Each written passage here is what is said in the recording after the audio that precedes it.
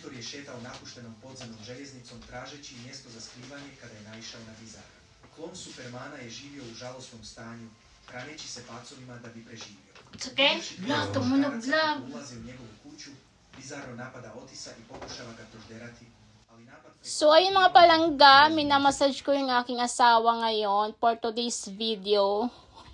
Kasi kanina nakita ko siya, parang ang tamlay niya, tapos parang pagod siya. Tapos kahapon ng gabi, masakit, nagsabi siya na masakit daw yung kamay niya, tapos yung paa niya, kasi mahirap yung work niya, mga langga, mabigat yung work niya.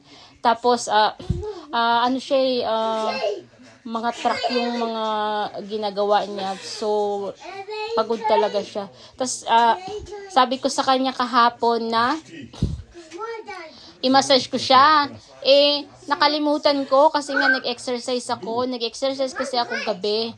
Tapos, kanina nga, sabi ko sa kanya, after namin mag-dinner, sabi ko, kunin mo yung massage table, i-massage kita ng 1 oras.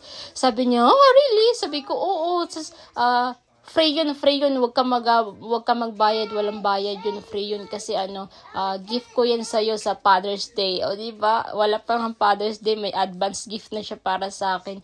Tapos guys, tuwan-tuwa siya, kinuha niya agad yung bed, tapos nilatag niya, o diba. Kasi minsan lang daw ako mag-massage ng 1 hour sa kanya, tapos wala pang bayad. Charot lang. Pero guys, alam nyo, lagi ko yan siya minamassage. Halimbawa, pag sabi niya na masakit yung kamay niya, so minamassage ko siya sa kamay lang.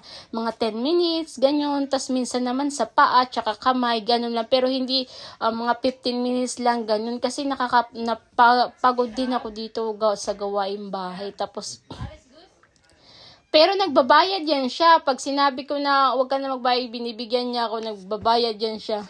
Tapos, lagi yan siya nang babayad kasi alam niya, nakakapagod mag-massage. Tapos dito, niloloko ko siya. Sabi ko, itong massage ko, yung mga technique niya para to sa free. Pag mayroong bayad, syempre, iba yung ginagalingan ko. Tapos sabi niya sa akin, sige, magbabayad ako. Pero niloloko ko siya. Tapos guys, alam nyo guys, dito, minamassage ko yung mga friends niya. Tapos yung mga friend niya na may mga asawa. Tapos minsan isang pamilya sila, minamassage ko. Tapos pumupunta kami din sa kanila. Tapos dire-recommend nila ako sa iba nila mga friend. Kaya dumadami yung mga nagpapamassage sa akin.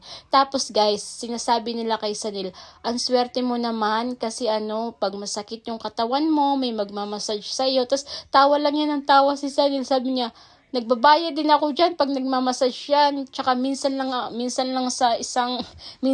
ako i-massage na niya ng 1 hour. So ayun, tapos tawa lang yan siya. So ayun guys, story time lang. Kasi yung iba kasi guys, akala nila nakarating ako dito sa Europe dahil dito sa asawa ko. So nakarating ako dito sa Europe kasi OFW ako dati. So na-hired ako as massage therapist.